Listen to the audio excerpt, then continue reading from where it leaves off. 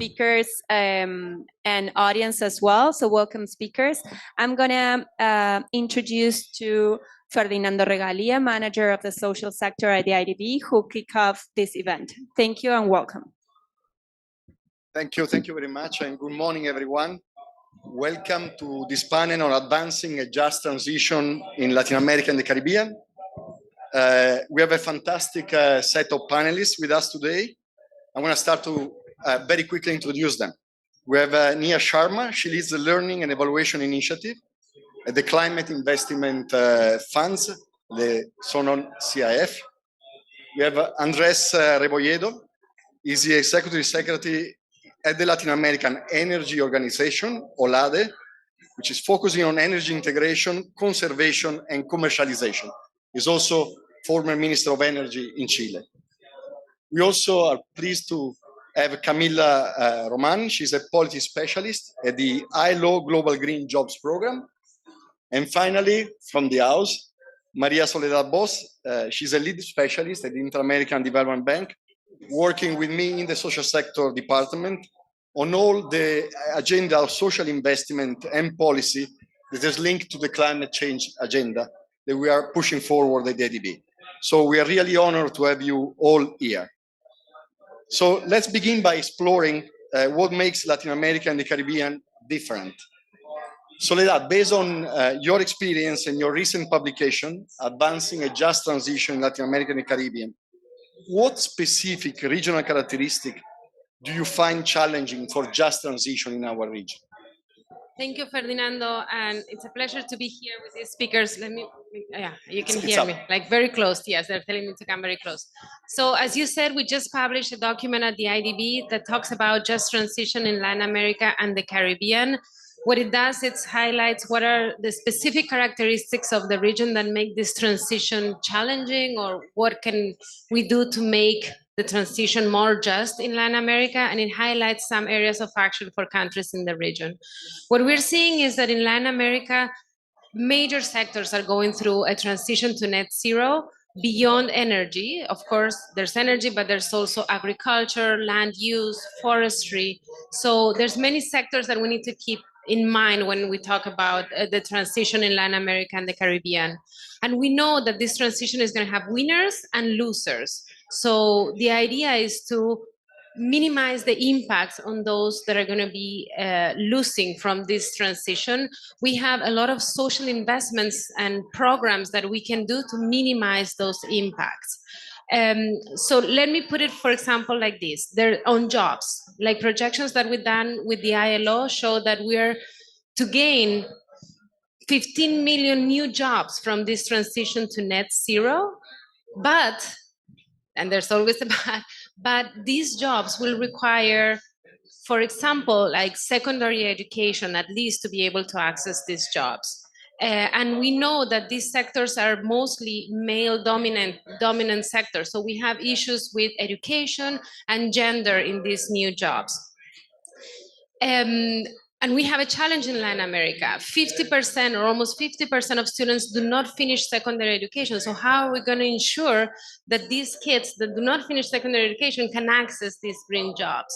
So there's a challenge there. We also know that girls are not accessing engineering, technology, and these careers that are going to be part of this new green jobs and blue jobs. So we need to make sure that girls and women can access these jobs. So those are characteristics very special for Latin America and the Caribbean that we need to keep in mind when we talk about just transition.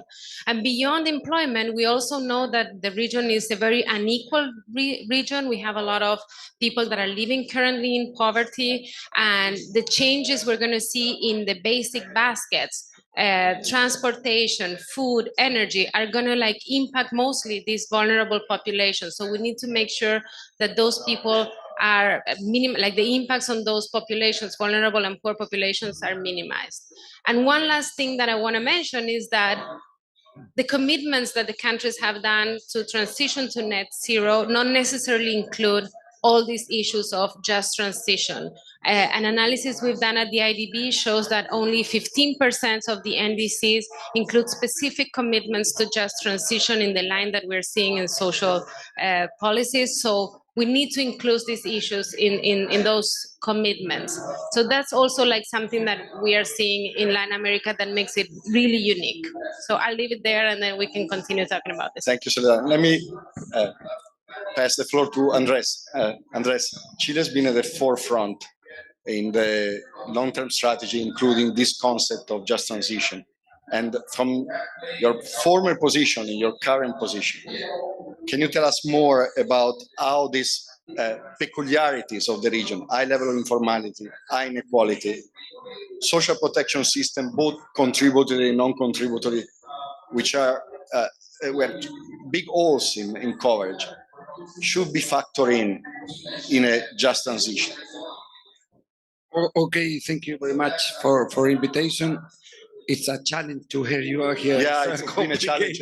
We need to talk louder than our neighbors. It's a sort of competition with the neighborhood. But anyway, try to.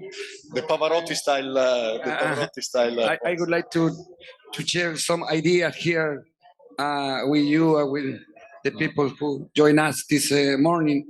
And first of all, when we talk about just transition and the social challenge in general term, I think it's important to put in context where we are and what are the general conditions that we are facing in Latin America.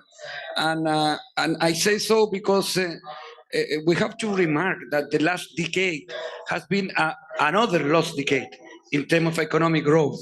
And so with this context, it's a complicated to do social policy and to do inclusion policy, because that the base conditions are not the better when you have this economic performance that we have had in Latin America the last decade.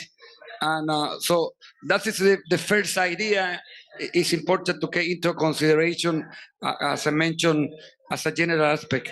Secondly, energy has, as a sector, our own challenge in terms of to conduct just transition, but also the energy is opportunity in order to include people, because energy at the end of the day imply investment and also economic growth. In the most of the Latin American countries, the last years, the energy sector has been the one or second, but the top three sector that in terms of investment driver of the economic growth. So in that regard, I think also energy is an opportunity to include and to try to address this challenge that mentioned before. And of course, we have our own gap, social gap in energy sector, and we have made transformation in the energy sector in Latin America in terms of our energy transition. All the countries today, they are working in two priority approaches in terms of the energy policy, the energy perspective. One is that we call the second stage of the energy transition. That means try to go beyond the electricity market, but also include the just transition as a pillar of the priority, not only in the social policy sector, but also in energy public policy. That is also a message. When I was minister, usually when try to deal with the challenge, your first reaction is to try to see beside and to give the responsibility to the social ministries. But that is not the way. I think that have to be part also of the energy ministries as part of their main priority. So today we have made progress in the transformation of the sector, but we have still in Latin America around 17 people that without access to electricity, around 70 million people that they don't have good condition for cooking, and also we have another kind of gap, social gap, which is part of this just transition, globally speaking, regionally speaking, which is not only the number of people that doesn't have this access, but also one specific issue, but it's quite important for the rest of the activity, economic, familiar activity, which is the quality of the electricity at the prices of the electricity. Because these two issues, I think that also are very important and have to be part of this analysis. Oh, thanks, Andres. And that's why the beauty of this conversation, that's why the beauty for a social sector manager sitting with the former Minister of Energy, because in those places is where we have, for example, the greatest educational challenges as well. And if we don't produce the skill that is going to support this transition, we don't close the circle. So really, thanks very much for this point. Let me now move to Nia. CIF has been CIF has been working in producing a set of toolkits and methodology to support and provide technical assistance to countries to really guide in this very difficult process. And I would like if you can pull up the short presentation. Tell us a little bit about this toolbox and how CIF is working across the globe to support countries in guiding this transition. Thank you, and thanks very much for the question and speak up. And thank you to IDB for hosting this important conversation. I did bring a few slides. I wanted to start by first introducing the Climate Investment Funds, or the CIF. The Climate Investment Funds is one of the largest multilateral climate funds in the world, with over 12 billion, with close to 12 billion in pledged resources. And we implement our projects through 6 AAA-rated MDBs, of which IDB is one. In the LAC region, we have operations of over $1 billion US, over close to 400 projects for the CIF, over 100 projects in the LAC region.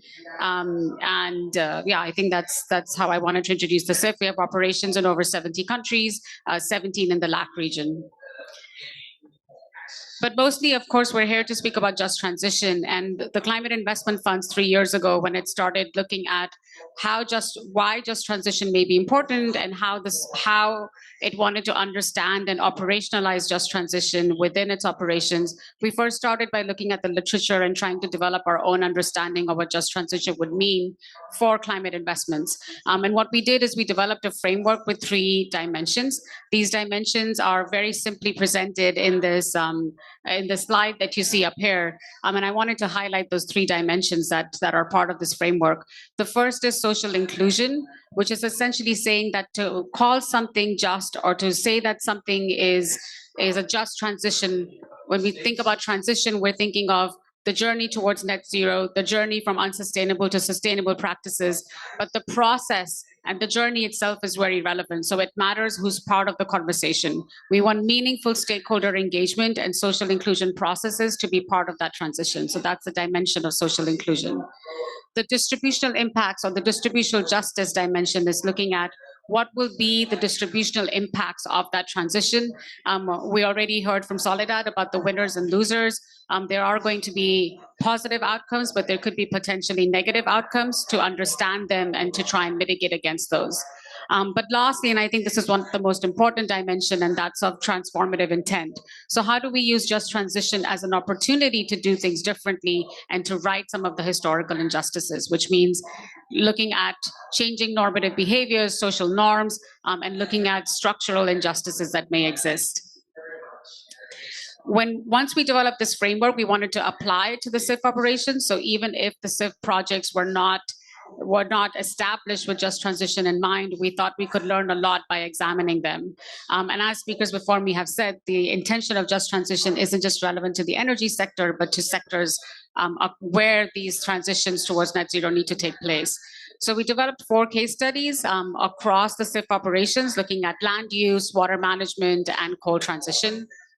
We also tried to mainstream the intent of just transition in new SIF programs. So we developed integrated results frameworks that look at addressing just transition issues, signals, and indicators, and introduce just transition as a criteria for all new SIF programs. So now when new programs and new projects are going through the SIF processes of getting accepted and getting endorsed, they have to address just transitions dimensions. In doing all of this work, we were getting a lot of questions from client countries on how do you actually implement a just transition? We know what we have to do, but how do you do it?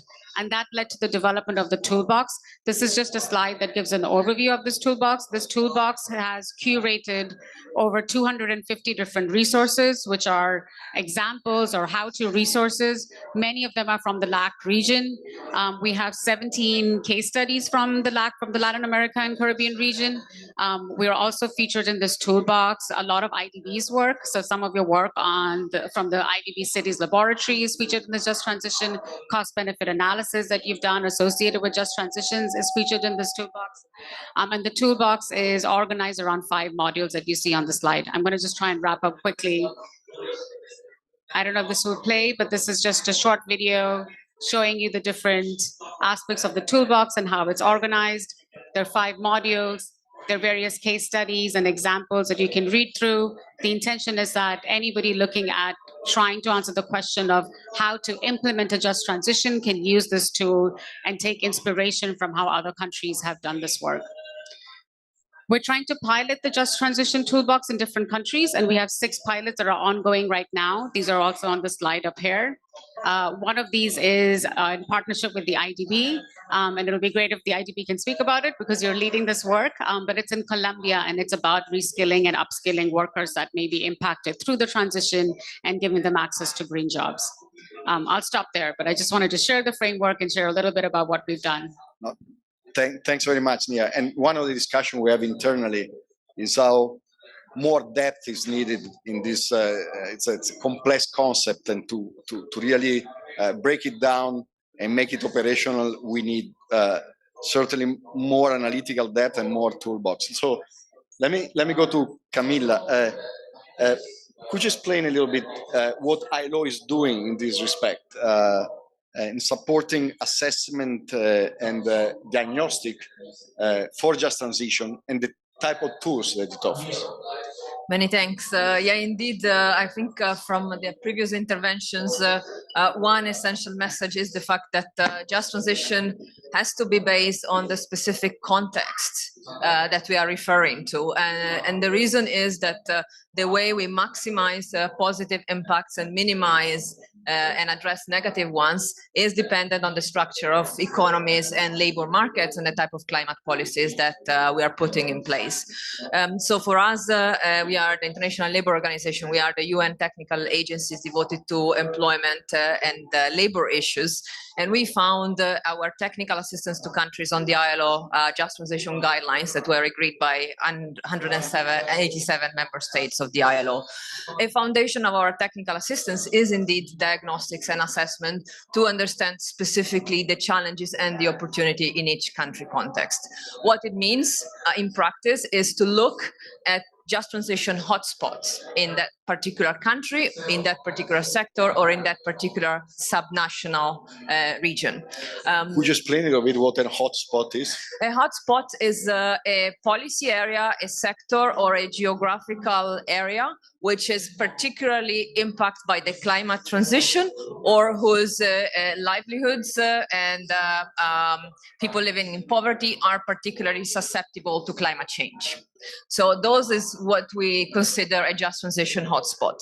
So in order to identify just transition hotspots, one of the tools we use is the rapid situational analysis for a just transition. That's based on a quick but a systematic methodology that allows you to look at the structure of the labor markets, at policy priorities, and identify which sectors are most relevant for a just transition in that country, and what kind of dynamics are at play in terms of particularly vulnerable groups. He also takes a look at the policies in place in the countries to identify potential anchors and potential gaps that need to be addressed. What's the specific characteristics is that it's quick, and therefore it can come in quite rapidly in a country if you sometimes you need to really respond quite rapidly because you're at a certain point of the policy cycle where the policy is happening. It's also usually our first step of engagement in a country because it allows you to form a basis for dialogue to identify some potential priorities for a just transition. And then it's complemented by more in-depth analytics. And when it comes to more in-depth analytics, what we do is the green jobs assessment models. So green jobs assessment models are looking at the employment and social impacts of climate policies and identifying potential entry points for policy recommendations. When it comes to specific policy areas, because right now we are talking about economy and policy-wide issues, but you need to also, in order to implement, you need to delve deeper into skills, into social protection, into enterprise development, into economic diversification.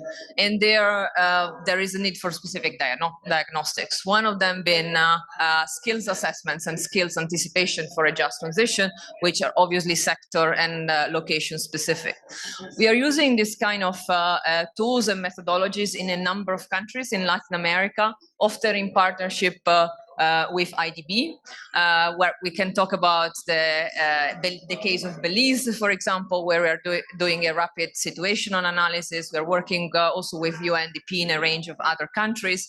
And this, we think, is really that the evidence piece is really a key basis to inform policy making and to have a constructive dialogue. Because if you have an evidence to start with, the dialogue is gonna be easier and more constructive. And Camilla, I'm going to challenge you there because I know that this further analysis is not quick, and actually pushing my team to have it quicker is very data intensive, but it's also critical to really base a discussion on with private sector, particular, and public sector. So we'll keep working on this, and we'll keep trying to accelerate those analyses. Going back to Soledad, could you tell us a little bit more about the work we are doing as IDB from the social sector perspective, contributing to this agenda of investment? A big part of this just transition work is what we do with our support to the energy, the water, the agriculture, the climate change discussion in IDB, but from the social sector side, the 3-4 areas that you consider more relevant. Yes, Ferdinando, I think that you put it like exactly how we think about this. There's like specific sector, and Andres also mentioned like every sector needs to think about how the transition will impact and how to include just transition principles and activities within the sector. But also we have social investments that can support that agenda. And that's where we think that we can add value to that agenda and those commitments that the countries have in the specific sectors. So in general, what we think that we need to do, like it was mentioned before, we need to maximize the benefits of the transition, and we also need to minimize the impacts, particularly to the most vulnerable and excluded populations. And we think that there's 4 main areas in the social investments and the social policies that can contribute to this agenda. One of them is definitely skills. I mentioned before that Latin America has a big challenge of students finishing secondary education, so we're working actively to make sure that students finish secondary education and they finish with the right set of skills. For example, we have a project in Belize that is developing the skills for the blue and green economy among secondary students, particularly in technical and vocational education. The idea is to support them to finish secondary education with the right set of skills to access the opportunities that will come up in these sectors. So that's one area that we're working on, but we also need to work in reconverting the current workforce with the right set of skills so that they can transition from their current jobs to green jobs. And there, for example, we have worked with Ecuador in a big project we have there to redevelop the skills of the current workforce and also support them to move from one job to another job. When they lose job, they get to the next opportunity. And that also fits into the second set of strategies, which is supporting active employment opportunities and making sure that we have the right set of mechanisms to identify the people that are going to be losing their jobs and match them with the new opportunities of the next job. So we have at the IDB worked with employment services throughout the region, and this is a tool that can be used also in the just transition arena. You mentioned before, and we also talked about the impacts that the transition might have on specific populations and groups of people, probably vulnerable and poor. The IDB has supported the Latin America with cash transfer programs and social protection programs that that we think that are very valuable for this agenda also. The impact that the prices will have on poor and vulnerable populations can be offset with these social protection programs. And also, like, there's another area where we can implement these policies, which is unemployment benefits and making sure that also these cash transfers work for people that have temporarily lost their jobs and communities that are being impacted by the transition. And last, we can't forget that this process needs to be inclusive and just. We need to bring everybody into the table. So we need to make sure that those that are going to be impacted most, indigenous populations that are very prevalent in Latin America and the Caribbean, women and like poor and vulnerable people are included in the discussion and are part of this just transition. And again, we know that this is not all the just transition world. There's other policies that can be implemented, fiscal policies, programs that work with community and so forth. But we do think that the social investment and the social policies have a role to play in the just transition. And I think we can add value into the agenda with the programs that we have in the social sector. Thank you, Soledad. Andres, from your privileged vintage point of Executive Secretary of OLADE, could you tell us about what you see in the region of combining the emission reduction measures with measures that needs to make sure that this transition doesn't have too many losers in the process? Yes, yes. As maybe you mentioned that this kind of transformation, a deep transformation that has as a consequence of that loser and winner. Absolutely, that you have to be very aware of that, and in that regard, I would like to repeat the idea that I mentioned before. It's important to be part of the energy policy as well, in terms of the decision that they have to make, not only the technical and regulatory decision related to the energy matter, but also to the social matter and this decision. Let me here try to share some information about OLADE, about the Energy Latin America organization, that what we try to do. Our mission as an international organization, intergovernmental organization, is to help the countries in the public policy in the energy sector, and but also it's part of our DNA from the very beginning when was created this organization 50 years ago, that tried to advance in a region as much as possible in a collective way, in a regional perspective, in an integration approach. We have some initiative that has been very interesting in the energy field, like the acronym of that initiative, RELAC. That is an initiative that the number of countries have decided to reach a target, a goal in terms of renewable energy and their energy matrix to the year 2030. So that is the kind of initiative they try to propose to the country and work with them. So why is not it's a possibility, an idea, try to incorporate a collective region, but not only in energy, but in this kind of matter. Like, for instance, access to electricity. Maybe it's a possibility to propose to the stakeholders, especially the people who work in the government, started through the energy sector, that to have a regional goal in this regard, for instance, that maybe could be a good step in order to move forward in this area. These goals are not compulsory, but are very important. That has been our experience, because in terms of political willing, they mobilize the regions. Maybe this is a good idea to propose to work internally. I was thinking when I come here, maybe it would be a way and a way to work with the people in the OLADE to put this in an innovative way. You're probably going to get a lot of support for this idea. Thank you, Andres. Nia, it strikes me that even if the region is pretty advanced in the development of the NDC strategies, the LTS, although there are big gaps there, and even if all these documents recognize the word just, right?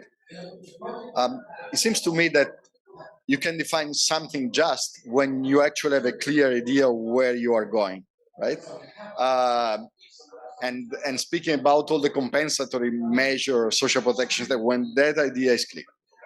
So can you tell us about a case in which, global case, in which you are applying, you are supporting through this toolbox, actually this long-term vision, a deeper understanding of the long-term trajectory, and therefore what you need for that to be just? Yes, and thanks for that question. And like you've suggested in the question, when we think about just transition, we need that long-term vision, but we also need the breadth of analysis to be done. The thing that's different about just transition to, say, other types of analysis that need to be done up front and taken through planning is that projects, especially from the multilateral development or climate projects, traditionally look at project boundaries. So they look at impacts that would be directly associated with that project or program. But when we speak about just transition, we necessarily have to look at supply chains, value added. We have to look beyond the project boundaries and the impacts that may lead to affecting those directly associated with the program, but also around that project or program. And I think that's what really brings in the environment, the social and economic, the intersection of those three, and the just transition at the front and center of making those type of decisions associated with those, the environment, the social, the economic decisions that need to be made.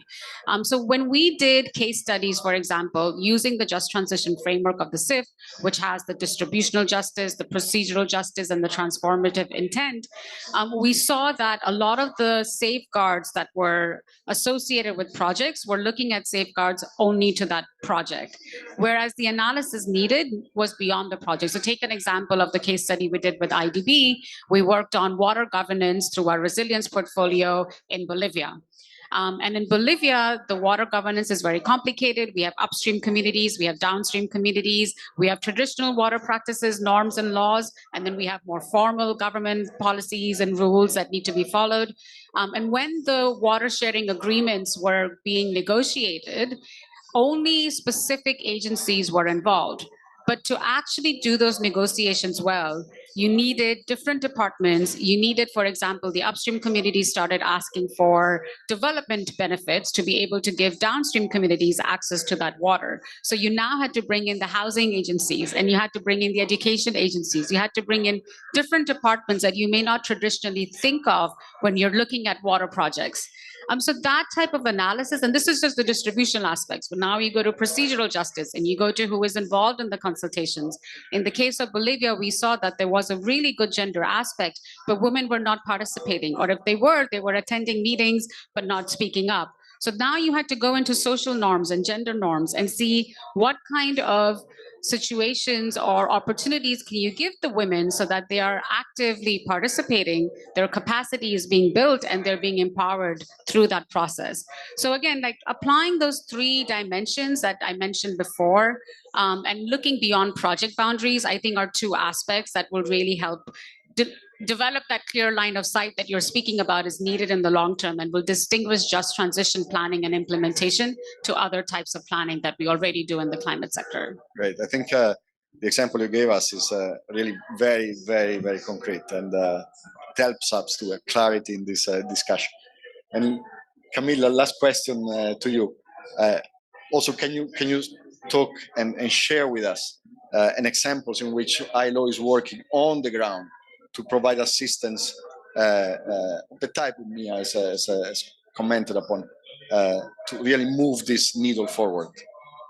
Yeah, many thanks. I mean, I couldn't agree more, by the way, with Nia when she mentioned that for just transition, we need to go beyond the project level scope. We need project level too, but we also need to look at the policies and the long-term strategies. So just to give 2 examples from Latin America at the policy level, we are supporting Colombia and Costa Rica across different stages of the policy cycle. So both in Colombia and Costa Rica, we helped countries integrate just transition and decent work considerations in their NDCs. And for us, that's really an important entry point to then engage further and to bring together, as Andres was saying, the climate policies and the social policies. And I think the examples that were brought also by Soledad really speak about the need for policy coherence across the social, environmental, and energy fields, to mention a few. How did we manage to integrate, to help countries integrate just transition and decent work in the NDCs? Through a process of assessments, which helps to convince countries that they need to take action, because sometimes the ministries of environment are not necessarily easily convinced that there is the need to include social and employment considerations in what's perceived as a climate policy. Secondly, policy dialogue, social dialogue, and stakeholder consultations, because having a broad participation allows people to voice their concerns, and it helps to achieve broad-based support for the climate action, which is really vital, considering the kind of scale and speed of change that we need. But then how do we implement? And we helped both Colombia, and we've been helping Argentina to really devise specific policy instruments. In Colombia is the just transition strategy for the workforce, again, going from national level, but also subnational level, and facilitating dialogues, but also really providing input to the drafting of these strategies.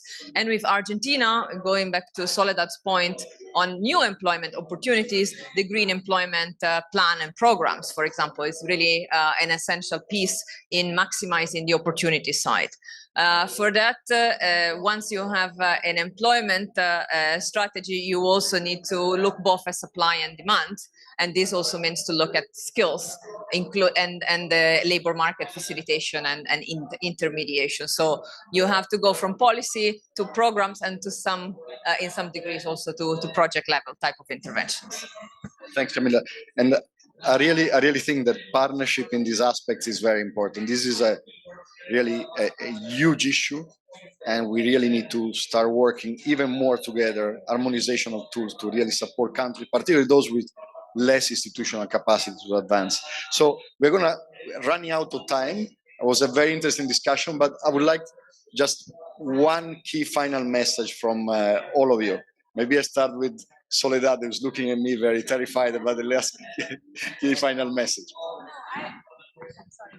I think that the final message is that there's going to be, like, transition is happening. There's going to be winners and losers, and we need to be very mindful on how to minimize the impacts for the losers and maximize the benefit. And that's like, it's an opportunity for everybody. So maximize the benefits for those that are going to be part of this transition. Andres? Yes, 1 minute. Two specific issues that related with this challenge. First, in terms of maybe one of the most complicated and challenge that we face in this regard in the energy sector is the gender gap and in terms of participation in the labor force in the energy sector. Just a number, around 20% of the labor force in energy sector are women. So I think that the mining and energy are the most complicated in terms of because the problem is not the energy as itself, but also the base in terms of education and so on. You know very well that. But here the message: the ministries in Latin America are trying to move forward in this area. We just created in the last meeting that we held in November, the Ministry of Energy. We created our gender commission in order to be more systemic in this challenge. I think that is quite important. And secondly, also very specific issue that the key element here is the participation and the information with the community. All the good examples that we had in Latin America and my own case in Chile, when the final result has been positive, is because from the very beginning, the community have participated in the building of the solution. That was the case when we closed, for instance, our coal plant, and we create a good plan for the people who live in the community and around, and because we work with them. I think that is the key also message in terms of the challenge in the energy sector they face. I give you the bonus of the two messages because are really, really extremely important both. And IDB is very involved in this agenda, and really thank you for these two remarks. Nia. I might be repeating, but I wanted to emphasize 2 points. And the first is the transformative intent that we can bring into the just transition conversation. Let's use this as an opportunity to do things differently. So let's use this to bring together people, the development people, the climate people, the people who care about the economics, the social, the environment, and do things differently. So let's focus on that transformative intent. And the second is what you'd said about partnerships. Given the breadth and the depth of change that's needed, no one agency can do this alone. So I do think partnerships are key here. There's so much work to be done. Let's do it together. Great, thank you, Nia. I will take up the offer. Camila. Thanks. One message: finance. I think it's great to have commitments. It's great to have sometimes amazing policies and they sit on the shelf. If they're not financed, we are not going to have the change we need on the ground. So aligning financial flows and investment with just transition policy and priority is the only way to deliver the change that we have to deliver. Thanks. I really want to give a round of applause to the panelists and to be loud, so higher than the noise on the other side. I think our panel really explored these unique characteristics of the transition for Latin America. Really appreciate all your contribution, the work you do daily, and thank you again very much. Thank you.